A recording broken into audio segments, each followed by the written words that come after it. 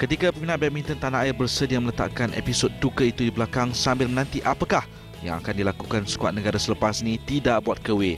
Bagi pemain itu sukar untuk dia menerima hakikat jadi sebahagian daripada punca kegagalan Malaysia di Piala Sudirman, apatah lagi Malaysia sebagai tuan rumah diaibkan lawan yang tidak memiliki tradisi dalam sukan badminton, Taiwan dan Jerman. Lebih mengecewakan buat kewe, pahit untuk dia menerima realiti tersungkur di tangan lawan yang memiliki ranking di bawah dia dan Vivian Hu. After match sangat kecewa sebab mereka ranking lebih rendah daripada kita. Kita pun tak ada expect mau macam cakap kita expect mau menang. Tapi kita pun tak bagi kita banyak pressure lah, hanya mau try our best lah. Tapi hari itu mereka sangat form. Kewe juga enggan bersifat klise apabila mengakui kelemahan mental jadi punca dia dan Vivian tewas.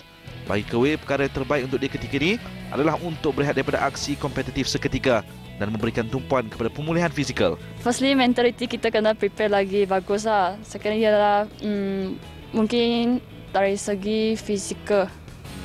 Sebab tu sebelum ni kita banyak tournament, kita tak cukup itu training. So kita pun kena prepare yang next tournament, so kurang masa training lah. Sementara itu, jurulatih bergu wanita kebangsaan Rosman Razak mahu Kewe dan Vivian segera melupakan episod duka itu, sebaliknya menumpukan perhatian sepenuhnya pada kejohanan terbuka Singapura yang bakal berlangsung pada 18 hingga 23 Jun depan.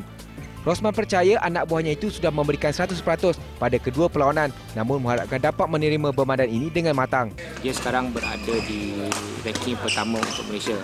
Dia akan bermain di kejohanan akan datang. Expectation daripada peminat, daripada rakyat sangat tinggi pada saya.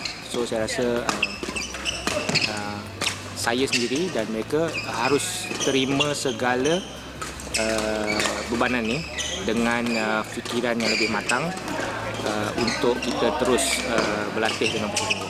Bagaimanapun sebagai jurulatih, Rosman tetap mengharapkan prestasi lebih baik dipamerkan Kewe dan Vivian memandangkan jurang yang besar wujud antara mereka dan Cik In Hoi dan Wong Peti satu ketika dahulu.